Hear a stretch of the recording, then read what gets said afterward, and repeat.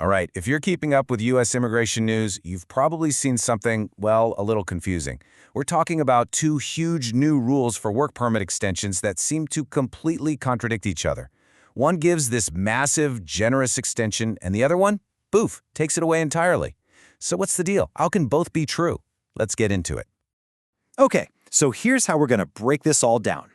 First, we'll do a quick refresher. Just what exactly is a work permit? Then we'll dive into the good news, that big 540-day extension rule. After that, we'll tackle the not-so-good news, the rule that gets rid of it. The real secret here, the thing that makes it all make sense, is the timeline. We'll lay that out super clearly. And then, the most important part, what does all of this actually mean for you? And this right here, this is the big question, isn't it? It's the whole reason for the confusion. How in the world can your work permit renewal get this huge 540-day safety net, while at the exact same time you hear that the safety net is being yanked away? It sounds totally impossible, right? But believe it or not, there's an answer. And it all comes down to one simple thing: timing. All right, first things first. Let's start with the basics, just a super quick refresher to make sure we're all talking about the same thing. So you might hear people say work permit, but the official government term is an Employment Authorization Document, or EAD for short. That's the actual physical card, the Form I-766, that proves a non-citizen can legally work in the U.S. And the form you use to apply for it, or to renew it, is the I-765. Pretty straightforward, right? Okay, now for the first big piece of this puzzle. This was the change that was initially seen as just fantastic news.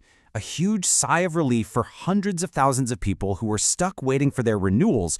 See, processing times had gotten so long that people were literally losing their jobs while waiting for a simple renewal. It was a huge problem.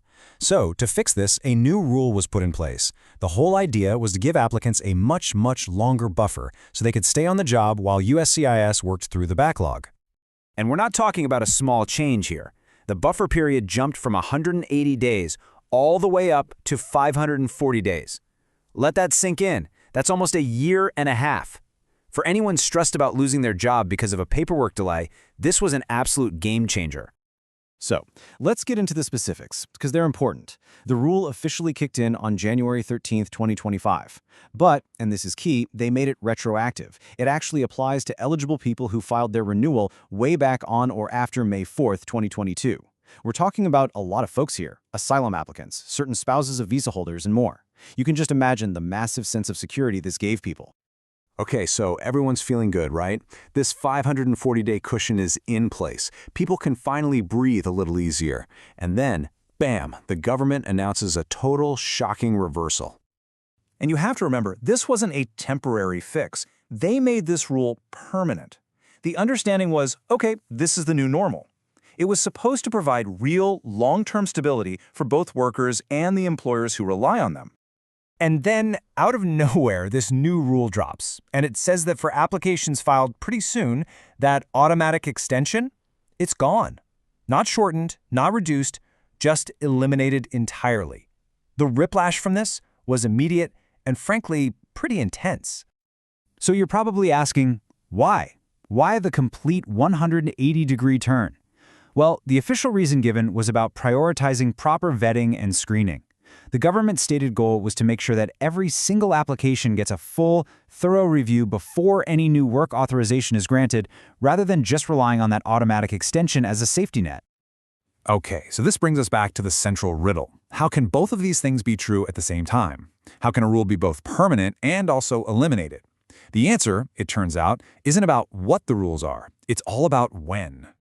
Really, it all comes down to one single, crucial factor: the exact date you file your renewal application. That one date changes everything.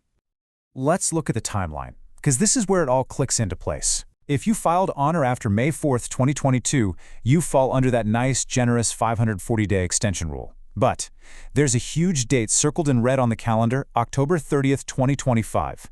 Think of that date like a cliff. If you file your application before that date, you're safe, you get the extension. But if you file on or after that day, you go right over the edge. The safety net is just gone. All right, we've untangled the how. Now let's get to the really important stuff, the so what. Now that we get the timeline, what does this actually mean for you? What do you need to do? When you look at it this way, it's brutally simple. Get your eligible renewal application in before October 30th, 2025, and you get that 540-day safety net. Wait until that date or later, and you get zero automatic extension, nothing.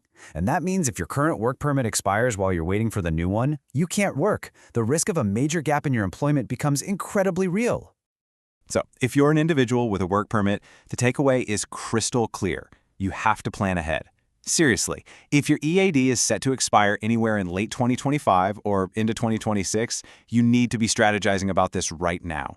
For most people, you can file for renewal up to 180 days before your current one expires. The absolute best strategy is to file at the earliest possible second to make sure you get in before that October 30th deadline. And honestly, it's probably a good idea to have a plan B just in case.